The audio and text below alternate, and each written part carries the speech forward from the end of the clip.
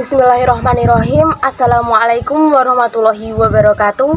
Baiklah, saya akan mempresentasikan hasil kerja kelompok kami untuk memenuhi tugas mata kuliah Metodologi Studi Islam dengan dosen pengampu Ibu Dr. Mambaul Adimah MAG. Perkenalkan, kami dari kelompok 2 yang beranggotakan saya, Anissa Aska Aulia, dengan NIM 205210006, lalu Hidayatul Mu'alifah dengan NIM 205210028, lalu Intan Wahyu Setiorini dengan NIM 205210036. Di sini kami akan menjelaskan mengenai akidah atau iman. Lalu kita akan membahas mengenai pengertian akidah. Secara bahasa, kata akidah diambil dari kata bahasa Arab aqoda yang berarti mengikat dengan kuat. Dari situ lahirlah makna kepercayaan yang kuat, karena ini berarti mengikat pada yang mempercayainya, sehingga hatinya tidak beranjak dari apa yang telah dipercayai. Lalu secara istilah sendiri dijelaskan, akidah adalah iman yang teguh dan pasti, yang sama sekali tidak ada keraguan sedikitpun untuk orang-orang yang meyakininya. Lalu dijelaskan juga pengertian akidah menurut para ahli. Yang pertama, menurut Hasan al-Banna, akidah adalah beberapa perkara yang wajib diyakini kebenarannya oleh hati dan mendatangkan ketentraman dalam jiwa, menjadi keyakinan yang tidak bercampur sedikitpun dengan keraguan-keraguan. Pendapat yang kedua adalah menurut Abu Bakar Jabir al-Jazairi, akidah adalah sejumlah kebenaran yang dapat diterima secara umum oleh manusia berdasarkan akal, wahyu, dan fitrah. Selanjutnya akan dijelaskan oleh Mbak Mu'alifah. Baik, saya Hidayatul Mu'alifah, nomor NIM 205210028. Di sini saya akan menjelaskan tentang Tuhan menurut Islam atau agama wahyu.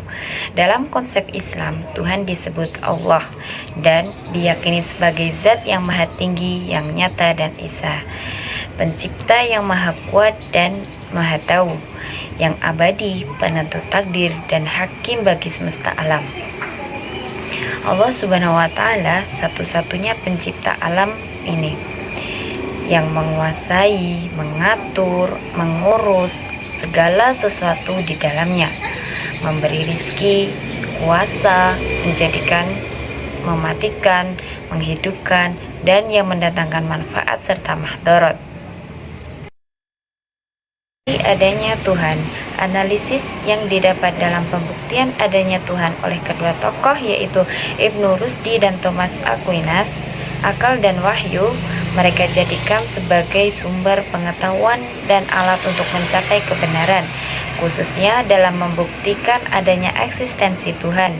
Kemudian pola pemikiran filsafatnya secara tidak langsung sama-sama lebih banyak dipengaruhi oleh filsafat Aristoteles. Melalui moral kita dapat mengetahui eksistensi Tuhan. Bukti moral ini dapat ditarik kesimpulan jika manusia dalam dirinya ada perintah mutlak untuk mengerjakan yang baik dan menjauhi yang buruk. Jika tidak diperoleh dari pengalaman tetapi telah ditemukan dalam diri manusia, maka perintah tersebut berasal dari zat yang tahu, baik maupun buruk. Zat inilah yang disebut dengan Tuhan.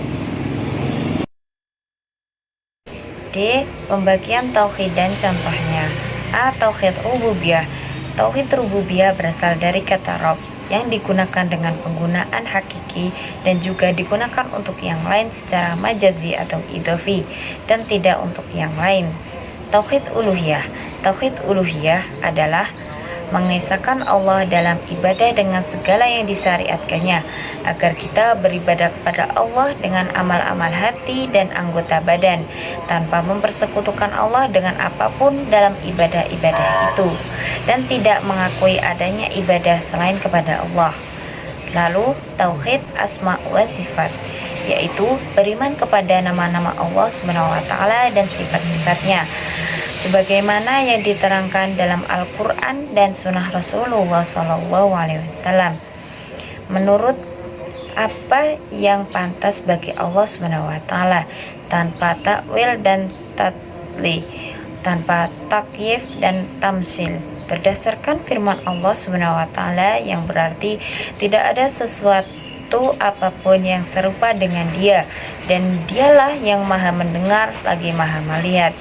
Quran Surat Asy-Syura ayat 11.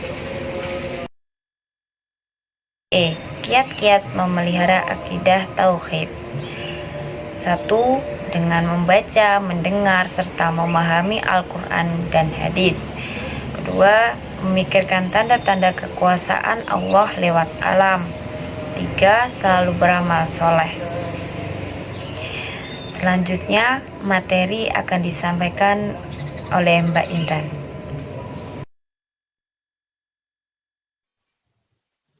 Baik, terima kasih. Sebelumnya perkenalkan saya Intan Wahyu Setiarini dengan NIM 205210036.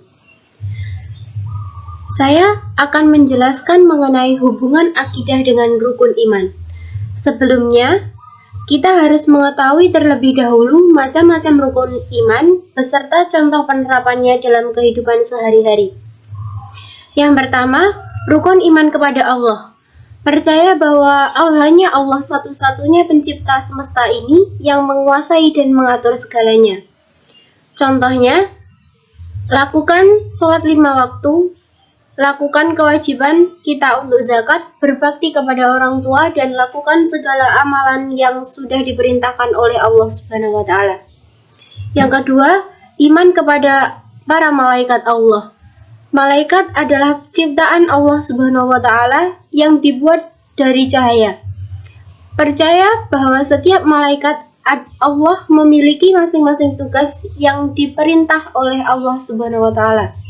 Contohnya, selalu ingat dan was-was bahwa ada malaikat yang bertugas untuk mencatat amal baik dan buruk kita dalam hidup di dunia.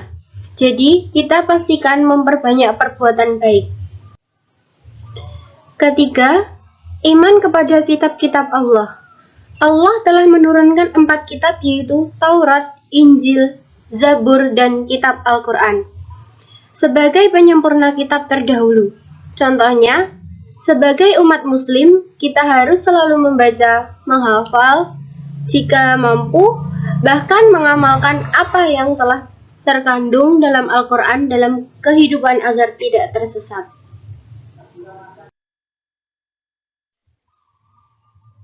Selanjutnya, yang keempat, iman kepada para Rasul Allah.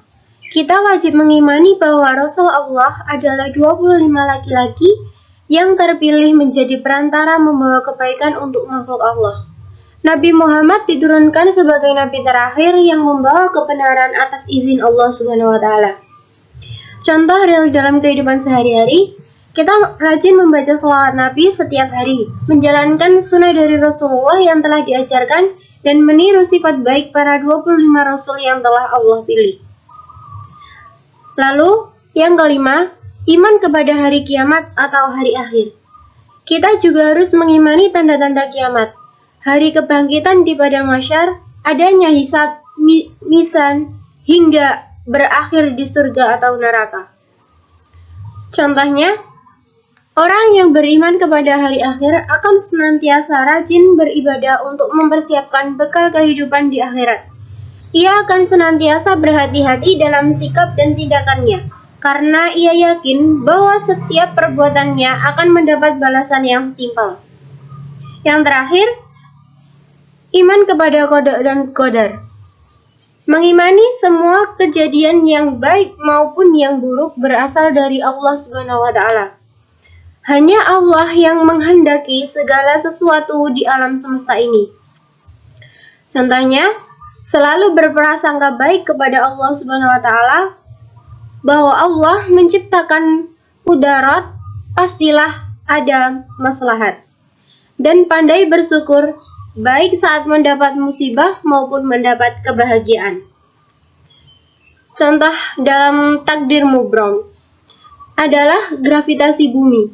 Suatu benda pasti akan jatuh ke bawah karena ditarik oleh gravitasi bumi. Contoh tadi takdir mualak adalah masalah kemiskinan. Ketika seorang manusia ditakdirkan menjadi miskin, ia masih bisa mengubah takdir yang sedang dialami tersebut.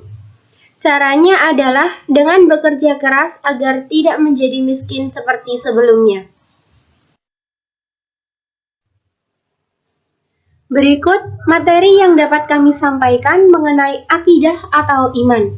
Dengan harapan apa yang kami sampaikan, teman-teman bisa memahami dengan baik. Cukup sekian presentasi dari kami. Bila ada kurang lebihnya mohon maaf. Wassalamualaikum warahmatullahi wabarakatuh.